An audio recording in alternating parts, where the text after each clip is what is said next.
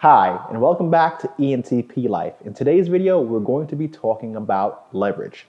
What leverage is, how to use it, and how I use leverage in business and in real estate. Now, before we get going, I'm gonna beg you for that like. Please hit that like button right now because the more that you like this video, the better that YouTube algorithm ranks my videos. It's some sort of ratio between how many people are watching your video versus how many people like it. So if you're tuned in, must mean that you like the content. Hit that like button. If you're not already a subscriber, before we get to the end of the video, please hit that subscription button. That way you get alerted to whenever I put out new videos.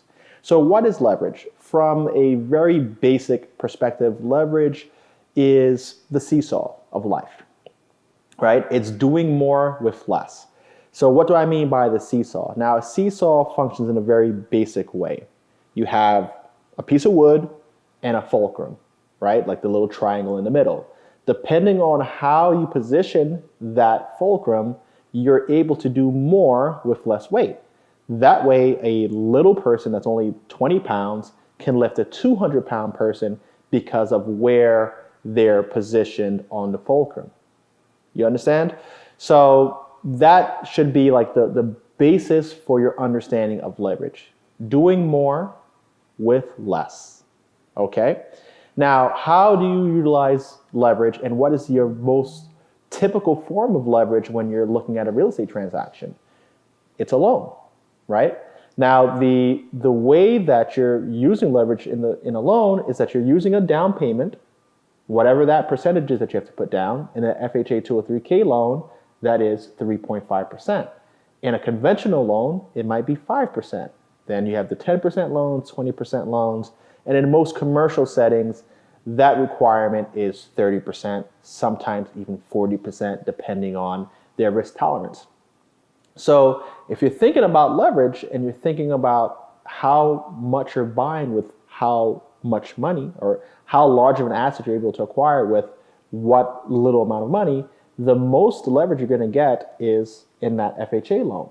You're going to be able to buy 33 times the amount of money that you have. You're going to be able to buy an asset that's 33 times the value compared to your money, right? So with $3,500, you're able to buy $100,000 worth of real estate, okay?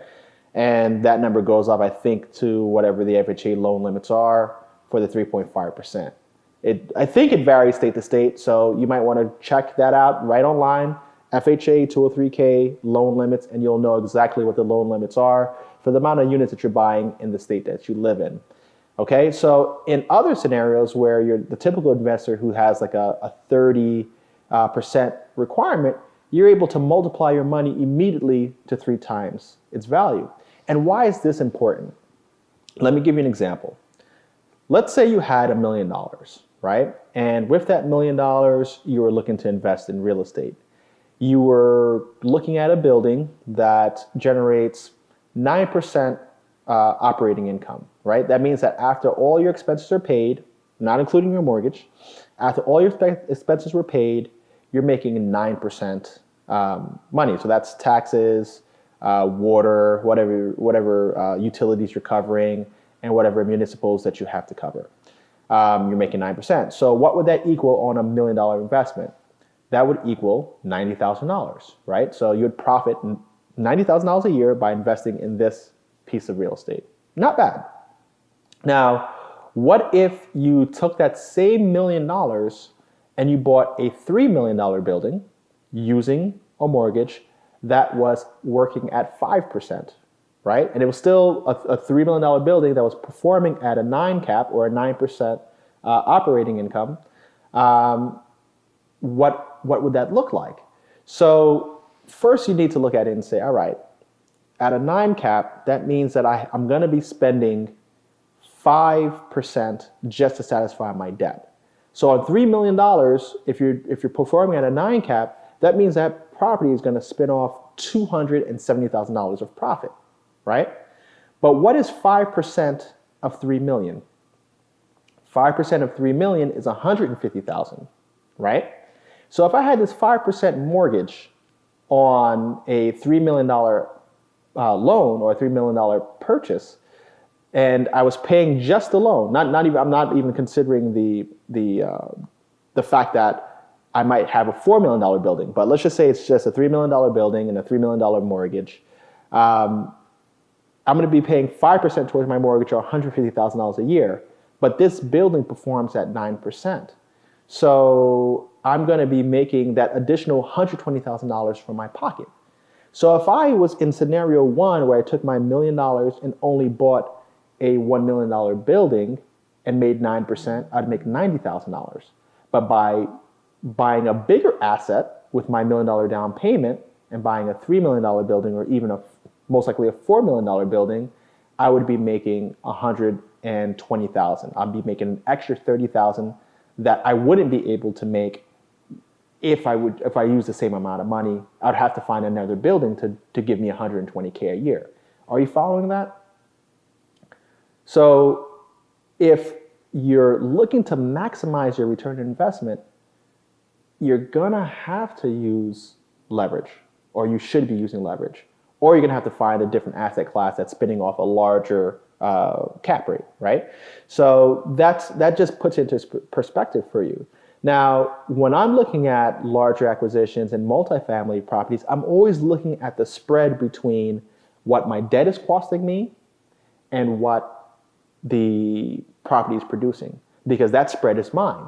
Another thing that really is interesting about using leverage in this way is that you're not using interest-only loans, right? So you're looking at something that is being paid off or amortized over time, right? So if you took that same $1 million and invested it and you took out a mortgage, each payment that you're paying towards this 5% that you're losing is actually going down to pay your asset more and more every single year. And obviously it increases on an exponential level the later and deeper you get into your mortgage. So you're actually making more money, right? Where that $1 million all cash deal may never appreciate, right? There's a possibility for that. You're able to actually make more money with the longer timeline on the deal that's levered up. So you're benefiting from increased spread over your debt cost, because it's a bigger number that you're making money on, and the long-term amortization of that asset class. So really let that set in and think about it. If you need to rewatch that portion, rewatch it just so you can work through the numbers. And maybe in a future video, if you let me know in the comment section below to explain it a little further, I can do that, okay? And really kind of go over it with a chart and show you exactly why one is better versus the other. This is just food for thought, okay? Now let's talk about leverage in business.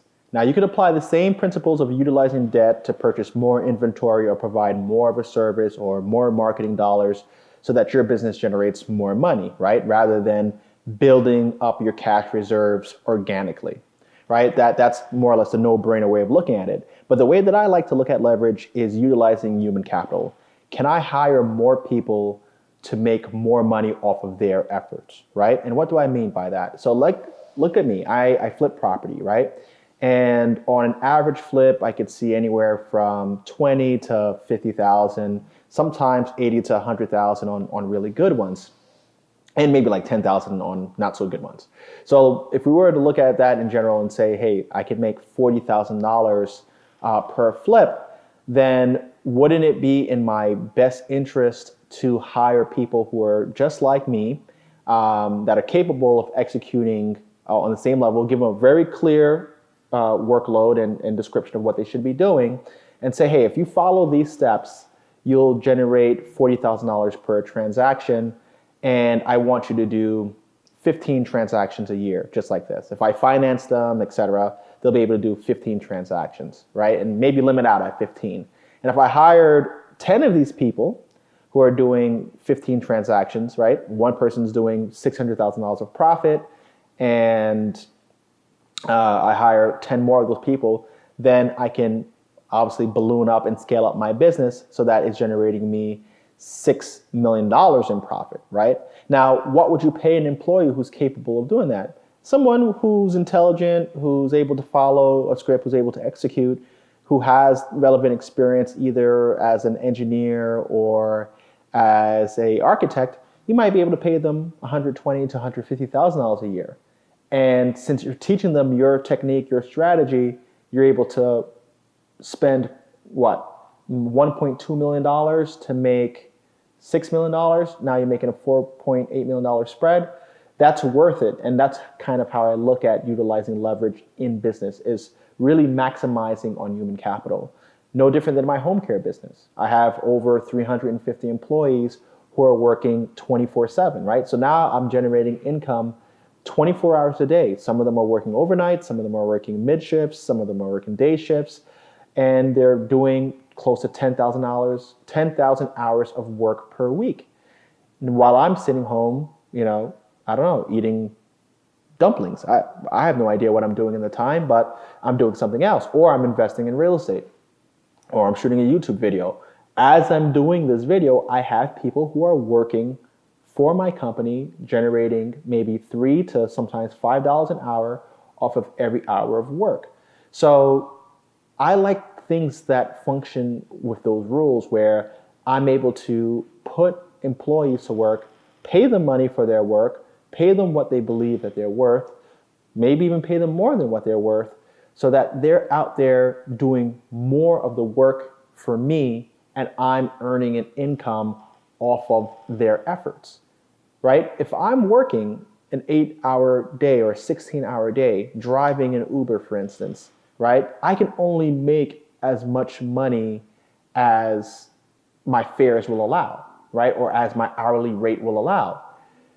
It's not going to produce a higher return for me if I'm just working in that way. But if I took myself as an Uber driver and I said, hey, you know what? I'm going to hire 10 other drivers. I'm going to provide their vehicles. I'm going to hedge their expenses like gasoline, etc. But they're going to give me a cut of their final net earnings, whether it's $20 a day, $50 a day, right? They're not carrying any of the risk. They're just driving. But they're going to pay me $20 to $50 a day, and I hire 100 of these guys. How much money am I making on a daily basis, right? I'm going to be making $2,000 to $500 spread above my expenses. And that way you have people working for you, working with you, and you're able to generate income while doing other things. And that's the one of the best forms of leverage, other than using debt, is using human capital. So if you have any questions about what I'm saying, and you want me to elaborate on some of these ideas, some of these things that I propose, like having an Uber fleet, or having a home care agency, or even a security guard company where you're making money off of people working on an hourly basis, please let me know in the comment section below. I know there was one YouTuber who reached out to me and said, hey, I'm interested in starting a home care agency in Pennsylvania. I would love to talk to her and consult her on what she should do, how she should approach it, and how she could scale up that business. I might even want to participate with her. So if you have any ideas, or there's anything that you need me to touch on further, write in the comment section below. I'd love to address it. If you're not already a subscriber and you didn't hit the subscription button in the beginning, please do it now. And since you've made it all to the end, thank you for liking this video. Hit that like button. Let YouTube know that this video was valuable information for you. And thank you again for joining me at ENTP Life. Take care.